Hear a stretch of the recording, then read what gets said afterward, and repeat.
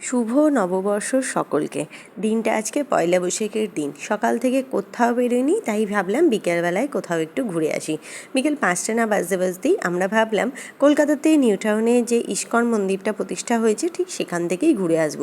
তাই আর চার চাকাটা না নিয়ে বাইকে করি সুন্দর একটা ওয়েদারের মধ্যে দিয়ে আমরা চলে যাচ্ছি। অ্যাড্রেসটা হচ্ছে সাপুরজি পালনজি যে কমপ্লেক্সটা আছে ঠিক তার পিছনেই, বা সব থেকে যদি ভালোভাবে বলা যায় এলাইটা গার্ডেন ভিস্তার পিছনেই হচ্ছে এই মন্দিরটা অবস্থিত। আপনারা চাইলে যে কোনো দিন আসতে পারেন। এখানে এরকম ধরনের চার চাকা রাখারও পার্কিংয়ের ব্যবস্থা রয়েছে, আবার এদিকে বাইক পার্কিংয়েরও যথেষ্ট সুবিধা রয়েছে। তবে এখনও মন্দিরটা পুরোপুরিভাবে কাজকর্ম শেষ হয়নি, এখনও অনেক কিছু ওনাদের বানাতে বাকি আছে। তবে যতটুকুনিও হয়েছে ততটুকুনিও যেন মনোমুগ্ধকর। খুব সুন্দর ওনাদের পরিবেশ। আর একটু এগোতেই আমি দেখলাম এখানে ভোগ প্রসাদ বিতরণ করা হচ্ছে, তো সেখান থেকে আমি একটু খিচুড়ি ভোগ প্রসাদ এবং সন্তু একটু খিচুড়ি ভোগ প্রসাদ নিয়ে নিল। এশায়না অবশ্য খাওয়াতে অতটা ইন্টারেস্ট কিন্তু এটাতে ওদের ছিল না। যাই হোক, খাওয়া দাওয়া কমপ্লিট করে আমরা মহাপ্রসাদের কাউন্টার যেটা ছিল ওখানেও আপনারা কিছু মহাপ্রসাদ পেয়ে যাবেন। এখানে আরও নানা রকমের কাউন্টার আছে। আর সামনে এগোতেই দেখছি গোমাতা।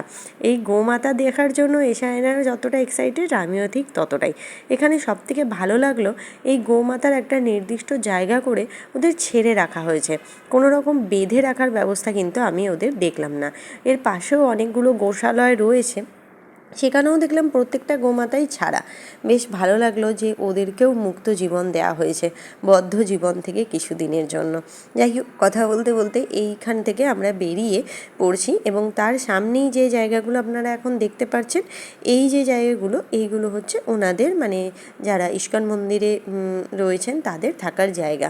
খুব সুন্দর এবং খুব সুন্দর পরিপাটি করে ওনাদের ঘরগুলো কিন্তু গোছানো রয়েছে। আজকের দিনটা যেহেতু পয়লা বৈশাখ, সেহেতু অনেক মানুষের এখানে সমাগম হয়েছিল, ভিড়ও ছিল বেশ ভালোই। তাই ভিডিওটা করতে একটু অসুবিধা হয়ে গেছে। আর সব জায়গায় অবশ্য ভিডিও অ্যালাউও ছিল না, তাই কিছু কিছু জায়গাতে একটু অ্যাডজাস্ট করেই ভিডিওটা করতে হচ্ছিল। চলুন, জুতোটা খোলা হয়ে গেছে, জুতো খুলে আমরা ঢুকে পড়ি ভেতরের দিকে। এই হচ্ছে মন্দিরের ভেতরটা। এখন বাজছে মোটামুটি 6:45 মতো।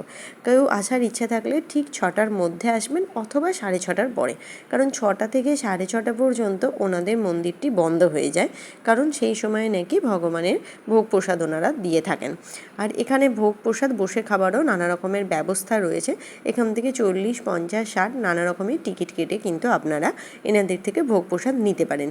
দুপুরবেলাতে এবং রাত্রেবেলাতে দু সময়ই কিন্তু এই ব্যবস্থাটা রয়েছে। যাই হোক, 6:30টার সময় ওনাদের আবার সন্ধ্যা আরতি শুরু হবে, কিন্তু যেহেতু আমাদের অনেকটাই দেরি হয়ে গেছিলো তাই আমরা সন্ধ্যা আরতির অপেক্ষা না করে আবার বাড়ির পথে